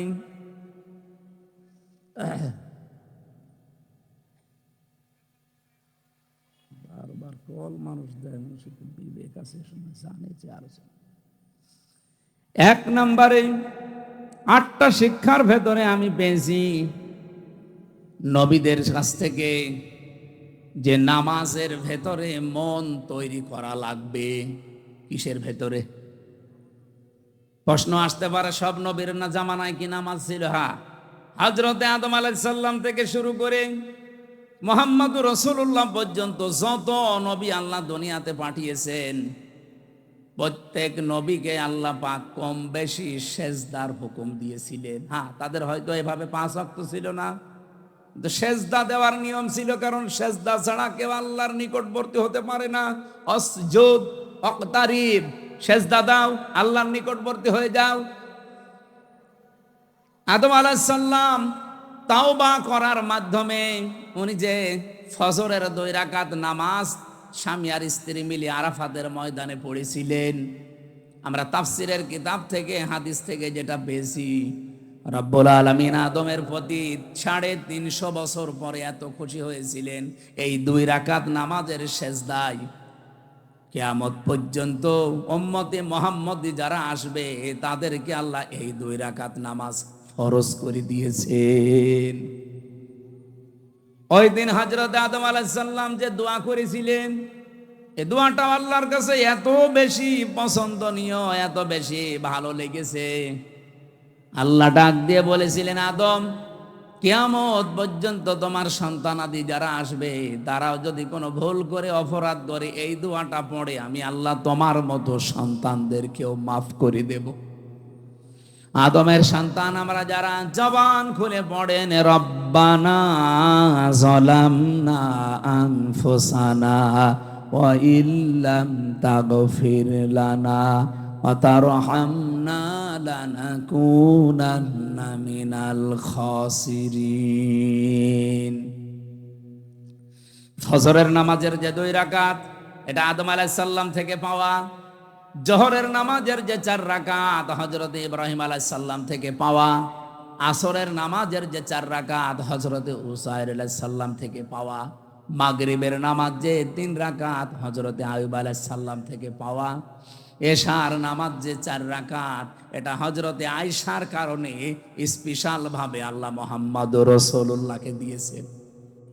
রব্বুল আলামিন বলেন, হযরতে লোকমান, তাকে আমি আল্লাহ জ্ঞান দিয়েছিলাম, হিকমা দান করেছিলাম। এ জ্ঞান পাওয়ার পরে তার প্রথম কাজ হয়েছে সে শুকরিয়া আদায় করেছে আল্লাহর। তাহলে এখান থেকে কয়েকটা শিক্ষা পাওয়া যায়। জ্ঞান যারা পাবে, জ্ঞানী তো আল্লাহর দৃষ্টিতে তারা যারা আল্লাহর কাছে নত হবে, নম্র হবে, শুকরিয়া আদায় করবে আল্লাহর নিয়ামতগুলোর। তা আমাদের আচরণটা পুরা উল্টা। একটা ভিডিও দেখছিলাম আজকে আসার সময়, নৌকা নিয়ে পার হয়ে যাচ্ছে একজন, 2 জন শিক্ষিত মানুষ। মাঝিকে নৌকা যখন একেবারে নদীর মাঝে, অনেক সুন্দর সুন্দর কথা শোনাচ্ছে মাঝি, তুমি আমাদের বাবা, তুমি আমাদের দাদা। বাবা দাদা খালু যা বলার সব বলছে, যে শুধুমাত্র নদীটা আস্তে আস্তে পার করো। এ কথাগুলো শুনতে শুনতে বেশ নদীটা পার করে যে ডাঙ্গায় তুলে দিয়েছে, ডাঙ্গায় নামার পরে এমন গালিগালাজ আরম্ভ করেছে। আমার এই উদাহরণটা ভিডিওতে দেখার পরে মনে হচ্ছিল বাংলাদেশে আজ অনেকেই এই আচরণ করছে। 18 মাসেও যাদের আচরণ ছিল একরকম, দেখেন 18 মাস পরে নির্বাচিত হয়েই তাদের আচরণ ঠিক ওই দুই ভদ্রলোকের মতো হয়ে গেছে। এতদিন যাদেরকে বাপ বলতো, দাদা বলতো, খালু বলতো, এখন তাদেরকে শালা বলছে। এমনকি বৈধ জিনিস পর্যন্ত তারা মানতে চাচ্ছে না। তার মানে ক্ষমতায় না থাকলে মানুষ যতটুকু নম্র হয়, ভদ্র হয়, কৃতজ্ঞতা আদায় করে, ক্ষমতা পেয়ে অনেক মানুষ অহংকারী হয়ে যায়। হযরত লোকমান এইটা হননি। অনেক জ্ঞান পাওয়ার পর, এটা যেতে আল্লাহর একটা নিয়ামত, এই পৃথিবীর শ্রেষ্ঠ নিয়ামতের ভেতরে, এটা পাওয়ার পরে তিনি শুকরিয়া আদায় করেছিলেন, কৃতজ্ঞতা আদায় করেছিলেন, কৃতজ্ঞ হয়েছিলেন আল্লাহর কাছে। রব্বুল আলামিন বলেন, লাকাদ আতাইনা দাউদা ওয়া সুলাইমানা ইলমা। অবশ্যই আমি দাউদ আর সুলাইমানকে জ্ঞান দিয়েছিলাম। আকাল আলহামদুলিল্লাহিল্লাযী ফাদ্দালানা আলা কাসীরিম মিন ইবাদিহিল মুমিনিন। তারা দুইজনেই এই জ্ঞান পেয়ে কি করেছিল জানো? আকাল আলহামদুলিল্লাহিল্লাযী ফাদ্দালানা। তারা দুইজনের শুকরিয়া আদায় করেছে ওই আল্লাহর। ওনারা বলছে ওই আল্লাহর শুকরিয়া আদায় করছি আমরা, যিনি আমাদেরকে জ্ঞান দিয়েছেন, আমাদের মর্যাদা দিয়েছেন। মেনে আলা কাসীরিম মিন ইবাদিহিল মুমিনিন, এই পৃথিবীতে বহু মুমিন বান্দাদের উপরে আমাদের মর্যাদা যিনি বাড়িয়েছেন, তার দরবারে আমরা শুকরিয়া আদায় করছি। তাহলে জ্ঞান পাওয়ার পরে জ্ঞানী মানুষদের আচরণ হওয়া দরকার। তারা নত হবে আল্লাহর দরবারে, দরবারে ইলাহিতে তারা আরো নম্র হবে, ভদ্র হবে, মাথা নত করবে। আর আমাদের মুসলমান আমরা দাবি করে দেখছি আমাদেরটা পুরা উল্টা। লোকমান আলাইহিস সালাম 4000 নবীদের কাছে যেই কথাগুলো শিক্ষা পেয়েছিলেন, তার 1 নম্বরে বলেন যে সেজদা দেওয়া লাগবে, জীবনে নামাজ, এটা যেন কেউ না ছাড়েন। প্রত্যেক নবী যেহেতু এটা পেয়েছিলেন।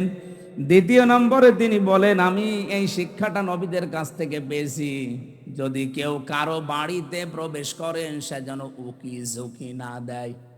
আজ আমাদের সামাজিক জীবনে এটা আছে না নেই? বেশ ভালো মানুষ মনে হয়, বাড়িতেও ঢোকে, সালাম দিয়েই ঢোকে, ঢোকার পরে শয়তান তারে দখল করে নেয়, বাড়ির ভেতরে শুধু এদিকে ওদিকে উকি ঝুঁকি দেয়। উনি বলেন 4000 নবীর খেদমত করে আমি এইটা পেয়েছি যে কারো বাড়িতে ঢুকলে উকি ঝুঁকি দেওয়া যাবে। কথা বুঝেছেন?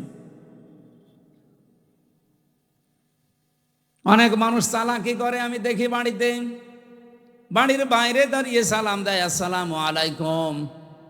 এটা দেওয়ার পরে জিজ্ঞাসা করে, করতে করতে বাড়ির ভেতরে প্রবেশ করে সব দেখা শেষ। না, এই চালাকি করা যাবে না, কোরআনের নিষেধ। ইয়া আইয়ুহাল্লাযীনা আমানু লা তাদখুলু বুয়ুতান গায়রা বুয়ুতিকুম হাত্তা তাস্তানিসু ওয়া তুসাল্লিমু আলা আহলিহা। রব্বুল আলামিন বলেন, হে নবী, ইমানদারদেরকে বলেন, নিজের ঘর হোক আর অন্যের ঘর হোক, সালাম দেওয়া অনুমতি ছাড়া কারো বাড়িতে যাওয়া, এটা আমাদের আজ সামাজিক জীবনে আছে। বলেন বলেন, এটা আল্লাহ যেন আমাদের মেনে চলার তৌফিক দেন, বলেন আমিন। এটা অনেকেই হেলায় খেলায় নষ্ট করে, আমলটা করতে চায় না। না, এটা কোনো অনেক গুরুত্বপূর্ণ বিষয়, কোরআনে আল্লাহ যেহেতু দিয়েছেন। বহু মানুষ এই ছোট্ট আমলটার ভেতরে, এরপরে আমি কিছু আয়াতের ব্যাখ্যা পড়ে তাফসিরে দেখেছি, আজ যারা নিজেদের স্ত্রীকে প্রথম 1 বছর, 1.5 বছর, 2 বছর ভালো লাগে, কিন্তু এরপরেই দেখি সংসার আর টেকে না, নিজের বউর চাইতে অন্যের বউ দেখলেই কেমন যেন ভালো লাগে। এরকম মানুষ দেখি নাই? আপনি আছেন এরকম? এই এই রোগ দেশে আছে না নেই বলেন তো? প্রথম কিন্তু ভালোই লাগে। কালকেও একটা বিচার এসেছিল আমার কাছে, প্রায় রাত 10:30 পর্যন্ত এটার বিচার আমি করেছি। একজন মাওলানা, আমি নাম নিলাম না, উনি এসে ওনার স্ত্রী সহ দুইজনই এসেছে। স্ত্রীর অভিযোগ হচ্ছে যে এমপি সাহেব, এ স্বামী আমারে প্রথম বিয়ের 3 মাস 4 মাস 6 মাস 1 বছর খুব ভালোবেসেছে, কিন্তু এখন যেন আমার দিকে ওর আর মন নেই। মাওলানা আমারে আস্তে করে বলছে যে হ্যাঁ আসলে তো কথা একেবারে মিথ্যা না, প্রথম প্রথম ভালোই লাগতো, কিন্তু এখন আমার অন্যের বউ দেখলেই ভালো লাগে, আমারটা আর ভালো লাগে না। বললাম এইটা একটা রোগ, এ রোগের ঔষধ আছে না নেই? বলেন বলেন। কুল্লিল মুমিনিনা ইয়াগুদ্দু মিন আবসারিহিম ওয়া ইয়াহফাযু ফুরুজাহুম যালিকা আযকা লাহুম ইলা আখিরি আয়া। হে নবী, মুমিন পুরুষদেরকে বলেন তারা যদি এই 2টা ঔষধ খেতে পারে, 1 নম্বরে আপনি চক্ষুকে নিম্নগামী করবেন, 2 নম্বরে লজ্জা স্থানের হেফাজত করবেন। হ্যাঁ, বহু ডাক আসবে, বহু ষড়যন্ত্র চক্রান্ত শয়তান বিছিয়ে রাখবে। এই 2টা ঔষধ যদি কেউ মাত্র 1টা মাস একটু পালন করতে পারেন, আল্লাহর কসম আমি এই আয়াতের বিশ্বাস নিয়ে বলছি, আপনার নিজের বউ ভালো লাগবে, অন্যের বউ তখন আপনার কাছে খারাপ লাগবে। 1টা মাস একটু করে দেখেন, চক্ষুকে নিম্নগামী করবেন, যেটা দেখা যায় নেই ওইটা দেখবেন না, আর নিজের লজ্জা স্থানটা একটু বাঁচিয়ে রাখেন। 1 মাস 6 মাস 1 বছর না, 1 মাস যদি এভাবে একটু কন্টিনিউয়াস করা যায়, আল্লাহর সাহায্য আসবে। তখন আর এই হাজারো পরিবারে যে সংসার আজ ভেঙে যাচ্ছে, এইটাও বন্ধ হবে। এখানে যারা এরকম রোগী আমরা আছি, আমরা যেন রোগ মুক্ত হতে পারি, আল্লাহ তৌফিক দেন, বলেন আমিন। সত্যি করে বলেন তো, এরকম রোগ আছে কার? কোন এলাকায় ওয়াজ করতে আসলাম গো? এটা সব আল্লাহর ওলি। এরকম কোন রোগই তো এলাকায় নেই। এটা শুধু পুরুষের ক্ষেত্রে না, মেয়েদের ক্ষেত্রেও আজ হাজারো পরিবারে খালি ডিভোর্স ডিভোর্স আর ডিভোর্স চলছে, এই একটা মাত্র কারণে, নিজের চোখের হেফাজত নেই। 2 নম্বরে লজ্জা স্থানের হেফাজত করে না। স্বামী বাড়ি না থাকলে বহু মহিলা আছে আল্লাহকেও ভুলে যায়, স্বামীকেও ভুলে যায়। এই 2টা জিনিসের গ্যারান্টি একটু নেন। আমি আশা করছি আপনাদের আমাদের যেসব রোগটা আছে, এই রোগকে আল্লাহ পুরাপুরি নিরাময় করে দেবেন, বলেন আমিন। 3 নাম্বারটা বলছি, হযরত লোকমান বলেন আমি 3 নাম্বারে পেয়েছি, খাবার যদি খেতে বসো একেবারে সব সাবাড় করে ফেলবা না। প্রতিটি নবী এই শিক্ষাটা আমি নবীর খেদমত করে পেয়েছি 4000 নবীর কাছ, তারা কোনোদিন যা খেতে বসেছে সব সাবাড় করেনি। এই জন্য প্রত্যেক নবীর বুক ছিল বড় আর পেট ছিল ছোট। আমরা এমন উম্মত, আমাদের কোনো বুক নেই, শুধু পেট। আমি সংসদে আমার ডাইনে বামে সামনে পেছনে যেখানেই তাকাচ্ছি শুধু ভড়ি আর ভড়ি, খালি আমারই ভড়ি নেই। আমার বামে যেটা ওইটাও ভড়িয়ালা, ডাইনে যেটা ওইটাও ভড়িয়ালা। নাম নিলাম না, আপনি দেখতে পাবেন কালকে পরশু দিনই কি ভড়ি গো। মাঝে মাঝে আমার মনে হয় আল্লাহ এদের ভড়ি দেখে তো মহিলারা লজ্জা পাবে, ছেলে মেয়ে হয় আমাদের আর ভড়ি হয় এর। কি পেট, আখেরি পেট। নবীদের এরকম পেট হয়নি কেন? কারণ নবীরা 3টা সুন্নাত আদায় করে খাবার খেতেন, 1 ভাগ খাবার, 1 ভাগ পানি, আর 1 ভাগ হজম করার জন্য খালি রাখতেন। এই জন্য নবীদের পেট বড় হয়নি, বড় হয়েছে বুক। তাদের এই বুক বড় হওয়ার কারণে তারা জালেমদের সামনে মাথা নত করে নাই, সত্য বলতে ভয় পায় নাই। কথা বলছেন না কেন? আজ বাংলাদেশে আমাদের যদি সত্যি বুক থাকতো, আমি যেমন টার্গেট নিয়েছিলাম সংসদে, আমি যদি নির্বাচিত হতে পারি 100 দিনের ভেতরে আমি কুষ্টিয়ার সদর আসনে অন্তত 100 দিনের ভেতরে যতগুলো অফিস আদালত আছে সবগুলো জনবান্ধব করে তুলব। আর এটা করতে গেলে আমি নিজেও জানতাম যে অনেকের মন পাওয়া যাবে না, কারণ যত বড় অফিসার সে তত বড় মুডে থাকে। সবাই চায় যে আমার সবাই জি হুজুর জি হুজুর, স্যার স্যার, এটা করতে থাক।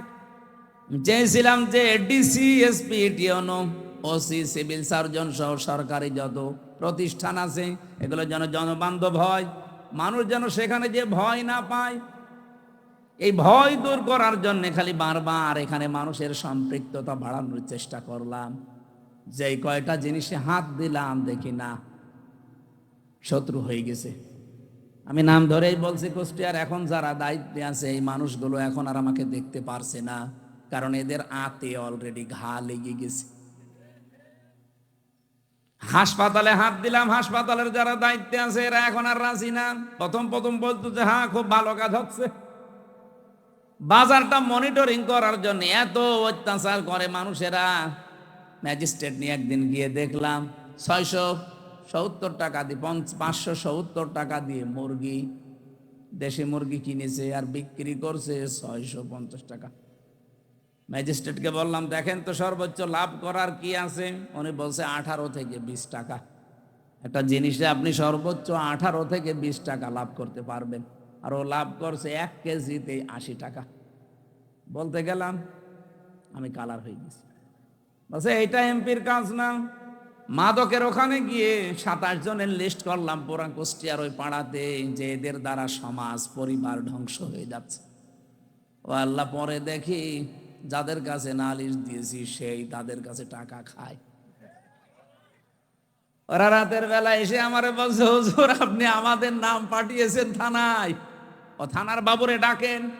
ওদের রাতের বেলা সিভিল পোশাকে এসে মাল নিয়ে যায়।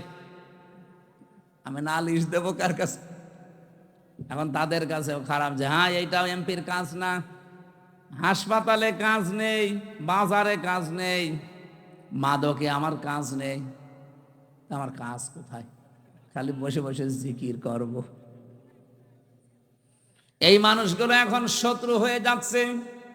যে লোকটা একটু বন্ধু মতো ছিল সাবেক ডিসি, তারা অলরেডি শত্রুতা করে তাড়িয়ে দিয়েছে, কুষ্টিয়া থেকে বদলি করে দিয়েছে। এত বড় অপরাধ করার পরও কোনো অনুশোচনা তাদের নেই। এই মানুষগুলো বুক উঁচু করে মাইকের সামনে বলে আমাদের কথা শোনে না, এই জন্য তাকে আমরা বদলি করে দিয়েছি। লজ্জা। আমি ওই দিনই স্ট্যাটাস দিয়েছিলাম যে সৎ, যোগ্য এবং ভালো মানুষের কদর বাংলাদেশে নেই। যে যত বড় দুর্নীতিবাজ সে এই দেশের তত বড় হিরো। দেশের একেবারে 12টা বাজিয়ে দিচ্ছে যারা, তারাই নাকি এই দেশের এখন সর্বোচ্চ জায়গায়। আমার ভাইরা, আমি যে সিদ্ধান্ত নিয়েছিলাম এগুলো আমি পালন করবই, কারণ আমি কোরআনে কারিম থেকে এটা জানি দুনিয়ার সবাই যদি আমার শত্রু হয়ে যায়, আমি যে বুক বড় করেছি, বুক মানে এই বড় বুক এইটার বলে না, এ বুকের ভেতরে আল্লাহ যে সৎ সাহস দিয়েছে, আমার কুষ্টিয়ার যারা দায়িত্বে আছে এরা কেন সারা পৃথিবী আমার বিরুদ্ধে চলে গেলেও ডন্ট কেয়ার, কিছু মনে করি না।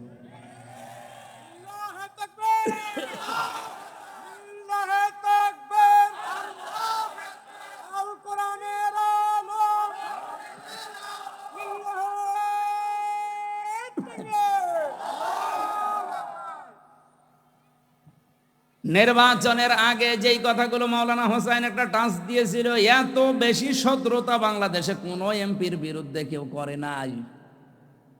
আমার একেবারে সেই 11 সাল থেকে শুরু করে কাটসাট ভিডিওগুলো এনে 64 জেলায় ওরা 64টা মামলা পর্যন্ত দিয়েছিল। কে দিয়ে? আমি একটা উদাহরণ দিতে গিয়ে 8 জনের নাম বলেছিলাম, তার ভেতরে আরাফাত রহমান, ওনার নামটাও ছিল। ওনার নামের ওই শেষে যে দুটো শব্দ আছে, ওই শব্দটাকে আমি বলেছিলাম এটা যদি কয়কার না দিয়ে কেউ কয়হস্যু দেয় তাহলে পাল্টিয়ে যায় নামটা। এইরকম আরো 8টা নাম বলেছিলাম, সেগুলো বলে নাই। এই 15 সেকেন্ডের ভিডিও ছেড়ে 64 জেলায় 64টা মামলা দিয়েছে। ওরা মনে করেছিল মামলা দিলে মনে হয় এ বসে যাবে। আরে ভাই, আমি তো আয়না ঘরে থাকা মানুষ। জেল ও তো আমার কাছে শ্বশুর বাড়ি মনে হয় না। আয়না ঘরে থেকে আমি ফাঁসির কন্ডেম সেলের ভেতরে ছিলাম 3 বছর, খেয়ে না খেয়ে আমি ঝুলেছিলাম প্রায় 11 ঘন্টা, মাথা নিচের দিকে পা উপরের দিকে দিয়ে। আর আপনি আমার এখন ভয় দেখাচ্ছেন মামলা ও ছাতা তো আমি গুলিয়ে খেয়ে ফেলবো। এই জন্য আমাদের বুক বড় করা লাগবে ভাই। মাওলানা আব্দুল হাই সাইফুল্লাহ ভাই আমার বড় ভাই, আমি চাই আমাদের বুক যেন এরকম বড় হয় নবীদের মতো। প্রতিটি নবীর বুক ছিল বড়, তার মানে বুকের ভেতরে সাহস ছিল, আর পেট ছিল একেবারে ছোট। আজ বাংলার আলেম ওলামাগুলো যদি আমরা বুক বড় করতে পারতাম, বুকের সাহস নিতে পারতাম, আমার মনে হয় রাম বাম আর জেনারেল মানুষগুলো আলেমদের কদর আরো বেশি করত। এ দোষ শুধু আমাদের নিজেদেরই। আমি বুক বড় বলতে কিন্তু শুধুমাত্র একেবারে ডোনাল্ড ট্রাম্পের মতো এভাবে বুক বড় বোঝায়নি। এর ভেতরে সাহস লাগবে, ঈমান লাগবে। হযরত লোকমান বলেন, আমি নবীদের কাছে 4000 নবীর কাছে এইটা পেয়েছিলাম, 4 নম্বরে পেয়েছি। প্রত্যেকটা নবীর কাছ থেকে যে কথা বলতে হলে হিসাব করে বলা লাগবে। কত মানুষ আজকে কথা বলছে দেখেন, হিসাব নেই। কত মন্ত্রী আজ কথা বলছে, তেল দিতে পারে না, একটু সরি বলবে না, বলছে হাইটে চলাফেরা করতে পারেন না, শরীর ভালো থাকবে। মানে মাথা থেকে পা পর্যন্ত পিটানো দরকার শয়তান।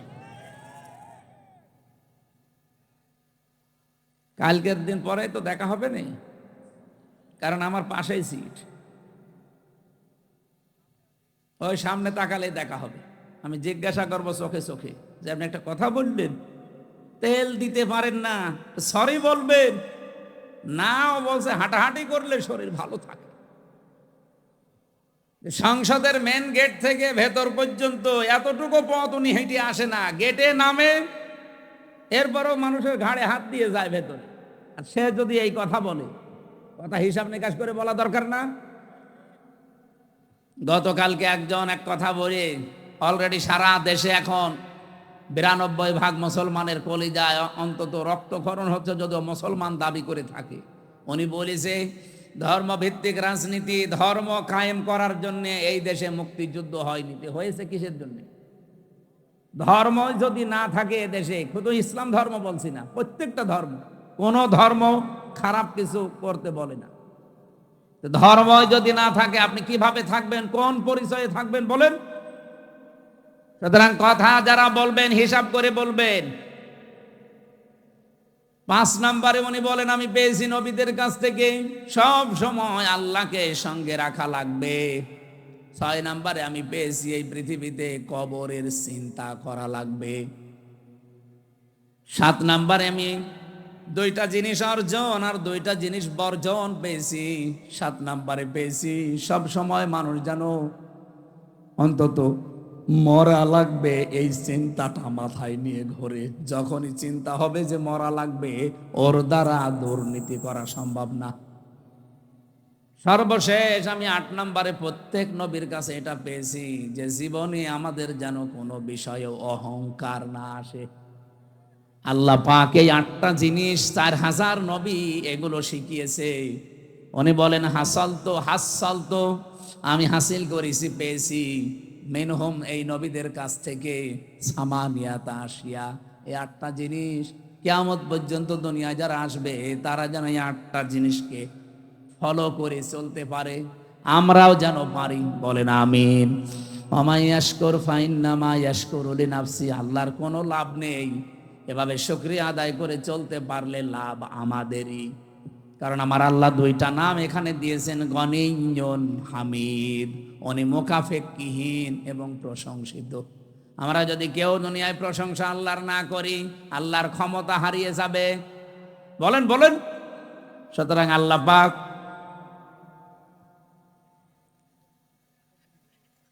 সম্মানিত উপস্থিতি, মাহফিলের আজীবন দাতা সদস্য করার জন্য ওনারা আপনাদের আহ্বান জানিয়েছেন। সর্বনিম্ন 1000 টাকা।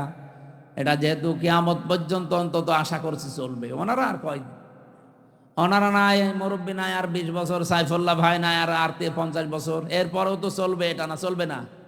কিয়ামত পর্যন্ত আশা করছে এটা চলবে। যারা আপনাদের পরবর্তী প্রজন্ম আসবে তারা যেন এই দাতা হয়ে থাকে। আমরাও বিভিন্ন জায়গায় অলরেডি দাতা হয়ে আছি, আমার যতটুকু সমর্থ আছে। আপনারা সর্বনিম্ন 1000 টাকা করে, আমার মনে হয় যদি 313 জনের একটা টার্গেট আছে না, ওই রকম থাকলে 3 লাখ 3.5 লাখ টাকা এমনি উঠে যাবে।